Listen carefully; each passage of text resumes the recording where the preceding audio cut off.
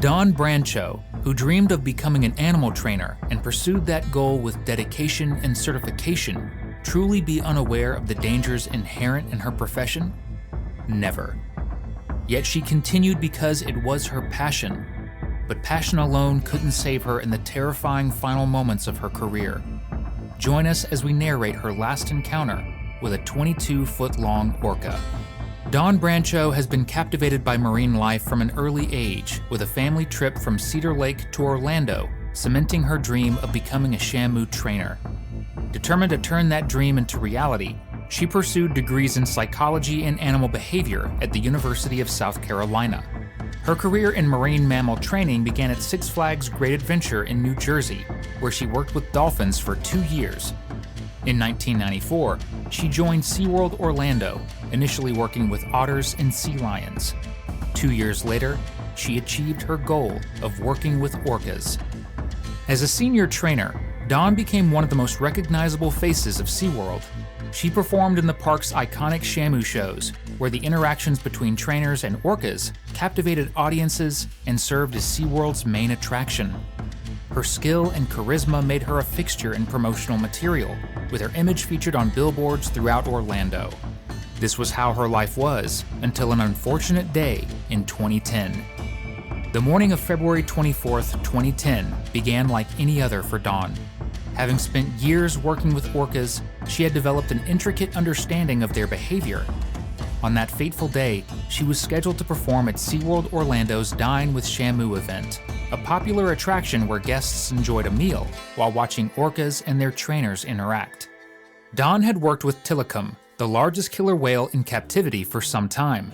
At over 12,000 pounds and 22 feet long, Tilikum was an awe-inspiring creature, a massive presence in the pool, who had both captivated and unsettled trainers over the years.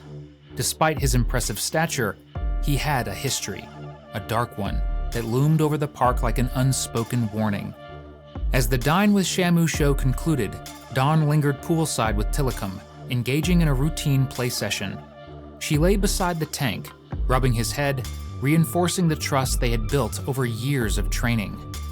The late afternoon sun glowed over SeaWorld Orlando, casting a golden sheen on the shimmering water of the orca tank. Dawn Brancheau stood by the pool's edge, her wetsuit clinging to her athletic frame, her blonde ponytail swinging as she moved with practiced ease. She had done this routine countless times before. This was her world, where she thrived, where she felt most at home. Tilikum also glided through the water beside her. The orca was an awe-inspiring sight, his black and white form cutting through the tank, his sheer size making him a dominant presence in the park. Guests had finished their meals, watching the interactions between human and animal with fascination. Dawn lay down on her stomach on the cement platform, only a few inches of water beneath her, nose to nose with Tilikum. She whispered to him, a quiet moment of connection before the crowd. And then, in an instant, everything changed. Tilikum's massive mouth closed around Dawn's hair. It was a movement so sudden, so forceful, that no one reacted at first. A moment of stunned silence filled the open restaurant as the orca yanked her into the pool with an unrelenting grip. The water erupted in chaos. Dawn struggled, arms flailing, hands grasping desperately at the thick mass of Tilikum's jaw. The pull was too strong. Before she could react, she was fully submerged, dragged deep into the tank. The serene atmosphere of the exhibit shattered as gasps and screams erupted from onlookers.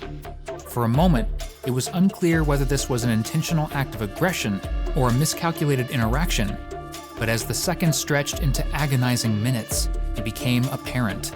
This was not a playful mistake. A piercing alarm rang through the park. Trainers scrambled into action. Jan Topolewski, one of the veteran trainers who had seen it first, sounded the alert the moment Dawn's body disappeared beneath the surface. Lynn Shaber, another trainer, sounded an alarm. She had worked with Dawn long enough to know that this wasn't part of the routine. Trainers on the sidelines scrambled into action. Nets were thrown, food was tossed, and every known distraction was deployed in a desperate attempt to make Tilikum release Dawn. But the massive orca was unmoved. He dove deep, dragging her down with him. Chaos erupted at the scene. Trainers pounded on the side of the tank, calling Tilikum's name, urging him to respond to their commands. But the orca held Dawn beneath the surface, his grip unrelenting. As seconds turned to minutes, it became clear that this was no mere accident. The water churned violently as Tilikum tossed Dawn's body, thrashing her with a power no human could withstand. A struggle unseen by the spectators continued beneath the surface. Dawn, a seasoned expert, had trained for water emergencies, but against a creature of Tilikum's size and strength, she had no chance. The minutes ticked by. Attempts to intervene failed. The nets, the food, the urgent calls. Nothing worked. The rescue team had one final option: coax Tilikum into a smaller holding pool, hoping that containment would force him to release Dawn. By the time they managed to lure Tilikum into the medical pool, Dawn was gone. The trainers, despite their years of experience, could do nothing but watch as her broken body floated to the surface. But there was one more horror to come. As they worked to contain Tilikum, they realized something horrifying. He was still holding on to her. Even in death, he refused to release her. The team was forced to restrain him again, coaxing him onto a platform where finally Dawn's body was freed. But not all of her. One of her arms remained in his mouth. The park, once a place of entertainment and awe, had turned into a crime scene. The guests had been hurried out. Yellow tape was rolled across the entrance, and the SeaWorld team, those who had dedicated their lives to these animals, were left standing in silent devastation. It took 45 agonizing minutes. By the time they succeeded, the outcome was undeniable. Dawn was lifeless. Her injuries were devastating. The autopsy report painted a grim picture. Drowning and blunt force trauma were listed as the official causes of death, but the details were far more gruesome. Her spinal cord had been severed. Her scalp had been torn from her head. Bones were shattered. Her jaw, ribs, and vertebrae fractured beyond repair. Reports also indicated that one of her arms had been torn from her body. The magnitude of the attack sent shockwaves through SeaWorld and beyond. Dawn had been one of the most respected trainers in the field, a woman who had dedicated her life to these creatures, only to meet her end in such a violent and unforgiving manner. The public demanded answers. How could this happen? How could an experienced trainer, someone who had worked with orcas for years, become the victim of such a brutal attack? The answer was as complex as it was horrifying. Tilikum was not an ordinary whale. Even Dawn was not the first person to die at Tilikum's hands, nor would she be the last fatality linked to an orca in captivity. Before her, 2 others had already lost their lives in encounters with the massive whale. In 1991, at Sealand of the Pacific in Canada, a young trainer named Kelty Burns slipped into the pool. Tilikum, along with 2 other whales, pulled her under repeatedly, preventing her from escaping. Witnesses could only watch in horror as she drowned. Another incident happened 8 years after, when a man named Daniel Dukes snuck into SeaWorld Orlando after hours. The next morning, his lifeless body was found draped across Tilikum's back. The official cause of death was hypothermia and drowning, but his body bore unmistakable signs of a violent encounter. And now in 2010, Dawn had become his 3rd victim. With her death being the most publicized, it reignited the debate about keeping killer whales in captivity. How many warnings had there been? How many lives had to be lost before the industry acknowledged the risks? In the wake of Dawn's death, SeaWorld came under fire. OSHA, the Occupational Safety and Health Administration, launched an investigation, ultimately ruling that SeaWorld had violated safety protocols. The company was fined, and new regulations were enforced. Trainers were no longer allowed to perform in the water with orcas. The Dine with Shamu was permanently suspended as well, but the damage was already done.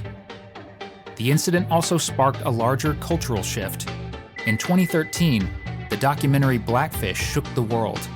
The film exposed the dark reality of orca captivity, with Tilikum's story at its center. People saw what had been hidden for years: the aggression, the psychological damage, the unnatural conditions that turned intelligent social creatures into ticking time bombs. SeaWorld faced boycotts. Public outrage grew. Attendance plummeted, and by 2016, the park announced it would end its orca breeding program. The captive whales would be the last generation. Tilikum lived for 7 more years after Dawn's death. He spent the remainder of his life in captivity, no longer performing, until he died in 2017. Some viewed his life as a tragedy, a creature confined to an unnatural existence, displaying behaviors rooted in frustration and distress. Others saw him as a killer, a powerful predator that had taken 3 lives. But for many, Dawn Brancheau's death was a turning point. It forced a long overdue conversation about the ethics of captivity, one that continues to shape policies today. Although her death was tragic, Dawn Brancheau is remembered not just for how she died, but for the passion she brought to life. In her honor, her family established the Dawn Brancheau Foundation, which strives to help children and animals in need, encourages others to pursue their dreams, and emphasizes the value of community service. Be sure to like and subscribe for more heart-wrenching stories like this.